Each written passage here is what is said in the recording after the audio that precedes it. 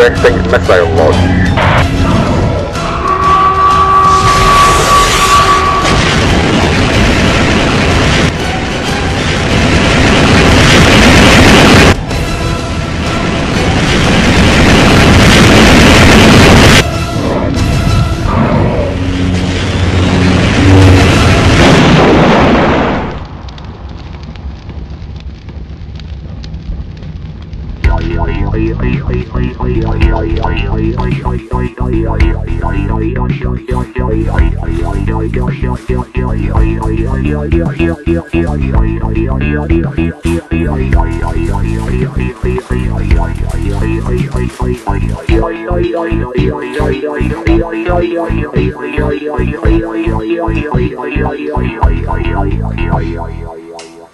Totally unbelievable.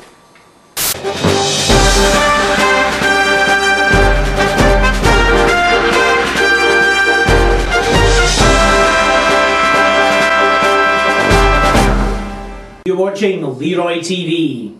In today's show we reveal some of the amazing new inventions that will soon be available to buy on the high street. From the revolutionary new time-saving butter stick to the latest triumph of miniaturisation, a timepiece so small you can strap it to your wrist.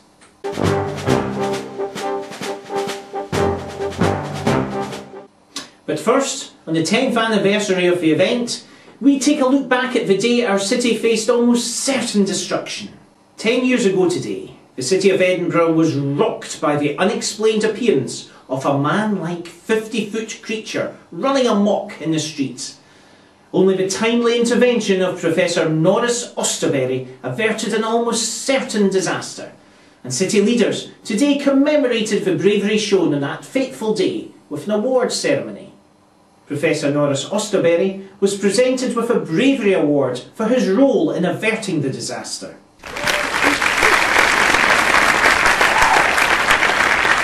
Earlier, I spoke to witnesses about their memories from that day. Well, I've never seen anything like it. I mean, I was just going down the surgery and they've gone and cancelled all the trams, you know, because of this rampage that's going on. And I wouldn't have minded, but I just needed to get down the surgery and see my doctor because I've been feeling... Terribly windy it was. I just remember because I was hanging out my washing and I had to use my extra large pegs. All of a sudden there was this big gust and then this huge monster appears and I just didn't know what to think. In further developments, Professor Austerberry has recently been approved as a government-regulated user of plutonium for experimental purposes. Local residents have expressed some concern. However, a government spokesman told this programme that the approval to use plutonium is conditional on the professor's work being observed at all times by a qualified government inspector who will ensure adherence to all the relevant health and safety legislation.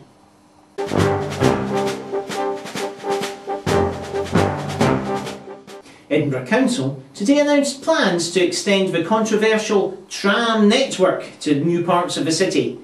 Claiming widespread public support for the plan, Councillor Leslie Hindquarters gave us some details about those proposals. Following the successful introduction of our new tram system, Edinburgh Council asked the city residents how far they would like us to extend the existing network. Over 97% of residents told us they would like us to get to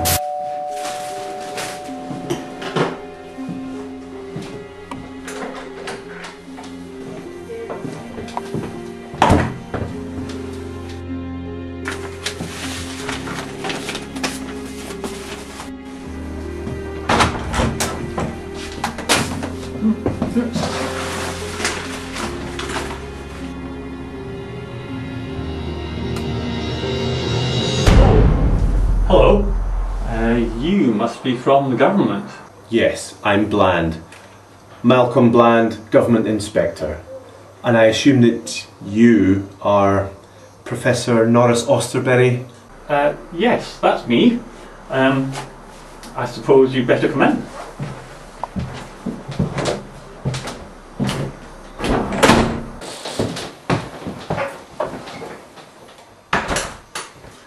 Well, if you're going to be here for a while, would you like something to drink? Yes, lovely. Tea, please. Tea? You don't want that. You want to try my new invention. It has all the benefits of tea and coffee in one handy drink.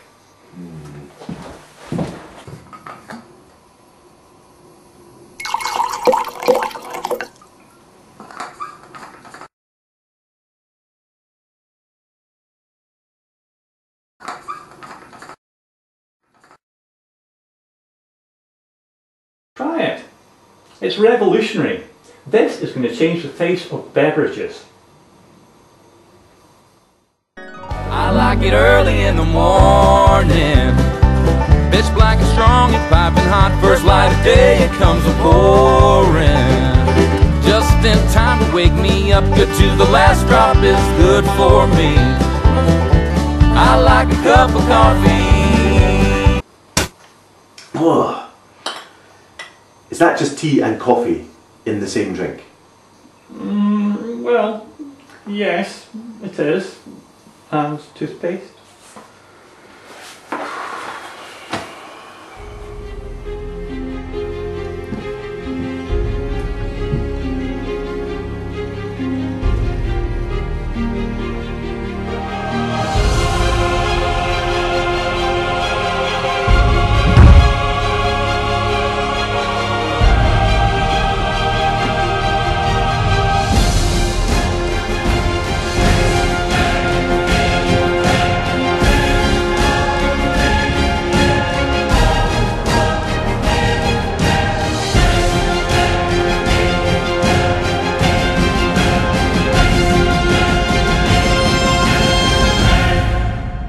Years ago, our creator, the original Norris clone, broke free from slavery to create a new life for himself and was subsequently murdered by his former master. However, do not fear, my brothers, he did not die in vain. The night before he was destroyed, he created me in his own image, this time a perfect clone. And since that time, I have been working tirelessly to create you, an army of over 2,000 clones. The time has come for us to take our revenge on our sworn enemy, the destroyer of the very first Norris clone, Norris Austerberry.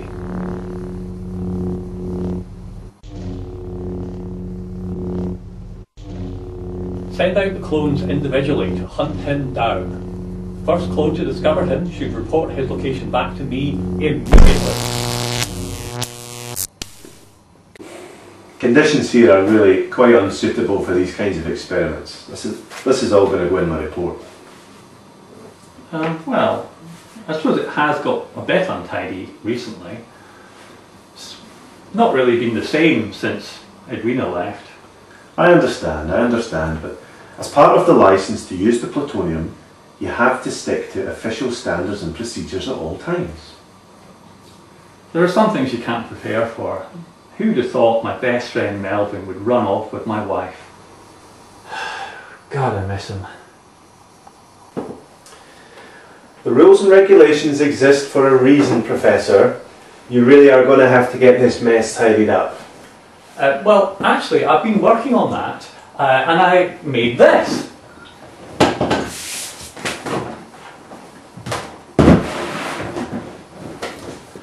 It's my plutonium-powered vacuum cleaner, the Norris 9000. It's a revolutionary new concept in vacuum cleaning. It doesn't just suck up rubbish, it erases it from the fabric of space and time. I really don't think this is a very good idea.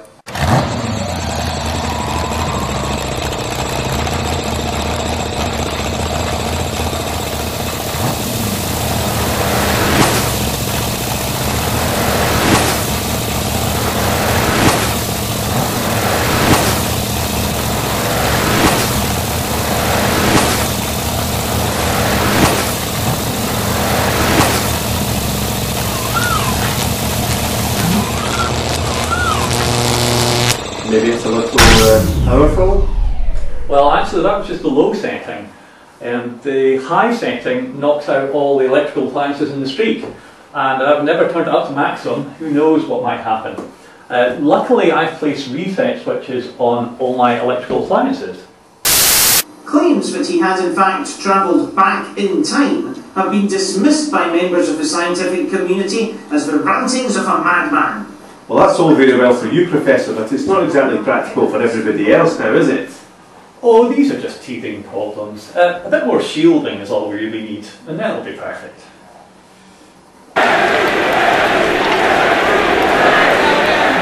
Those are horrific scenes from just a few moments ago. Details are still sketchy, but here in the studio we have Police Inspector David Underhill.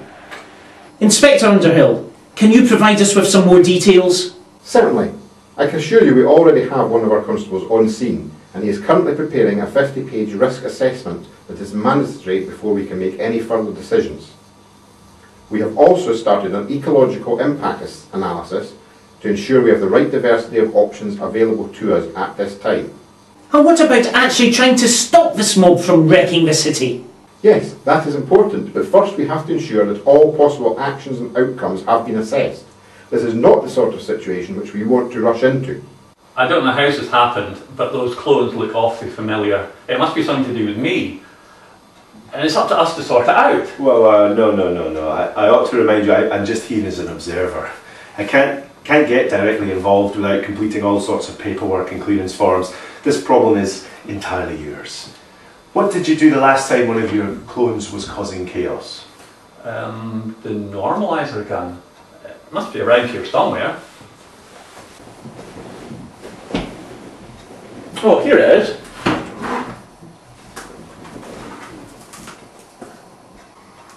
It's pretty dusty. Hopefully still in working order.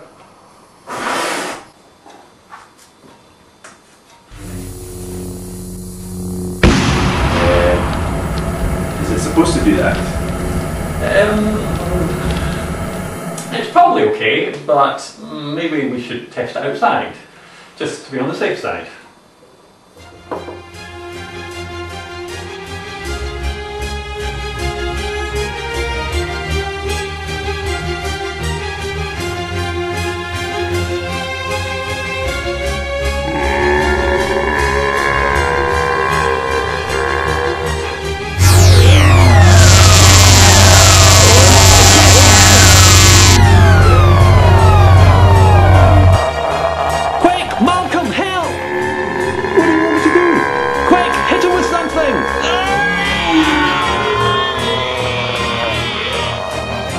Oh, this is most irregular. I've not been trained for this sort of thing. Hit him!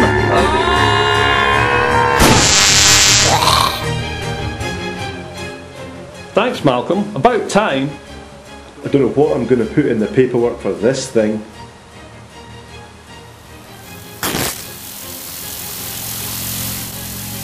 That's why the normalizer gun didn't work. These are not clones, these are robotic androids. Robots? Yes, well, the original clone didn't have time to make a cloning machine, so he made a cybernetic duplication device, a much simpler device. We need to think of another way to defeat these clones, or robots.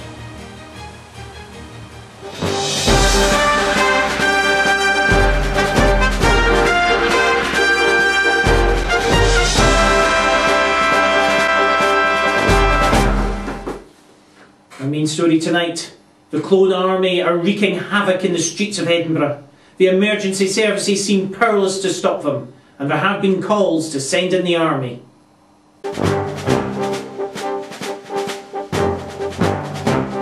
LeroyTV have received a video message from an individual claiming to be the leader of the clone army. We will continue to wreak destruction upon your city unless you hand over our enemy, Norris Austerberry. Everything will be destroyed. We have planted a large bomb in the city, which will detonate 6 hours from now. Prepare to meet your doom. That message was received earlier today, when the clone army destroyed an apartment block in the south of the city, previously belonging to Professor Norris Austerberry. LeroyTV have been unable to contact Professor Austerberry for his comments. Wait a minute. That clone was standing in front of... Yes, I know where their base is. I think I've got a plan. Come on, Malcolm, let's go. No. I'm just here as an impartial observer. I'm just here to regulate your use of the plutonium. I'm not here to help you sort out the problems in your rather chaotic life. Suit yourself. Where are you taking that? Well, if you want to keep an eye on plutonium, you're going to have to come with me. Oh.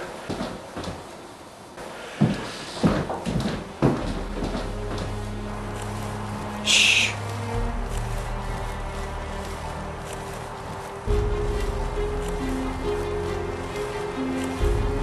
Just hold on to this.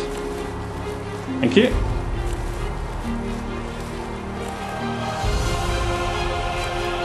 I can see a bunch of clones wandering around over there. If you stay here with the Norris 9000, I'll go and take a closer look. I've got a bad feeling about this. Uh-oh, I think we've been spotted. I thought you had a plan. Well, I'm still working out the details. Work them out quick.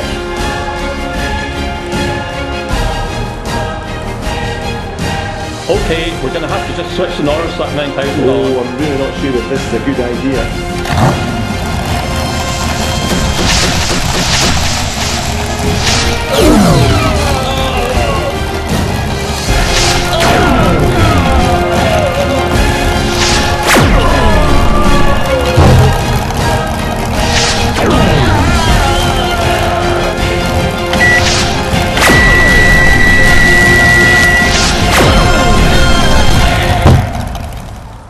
That was what I had in mind all along. The literal side effect of the Norris 9000 had a use after all. Good, well done.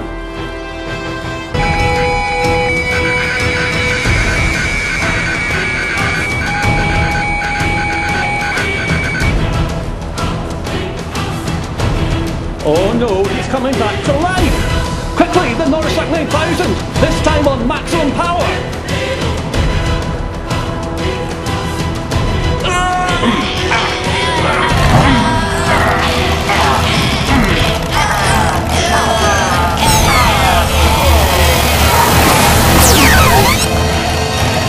Norris, you okay? Oh, yes. Yes, I'm fine, thank you. Thank you for dealing with that guy. He really sucked. And here we see Professor Norris Austerberry being congratulated by Inspector David Underhill for once again saving the city.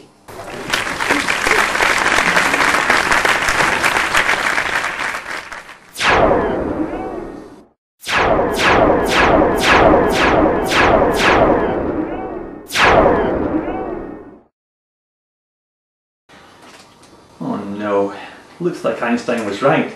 You can't erase things from time, you can only move them forwards a bit. A man of few words, the Professor accepted the keys to the city with a characteristically short speech. Everything worked out okay in the end? Yes, it couldn't have worked out better.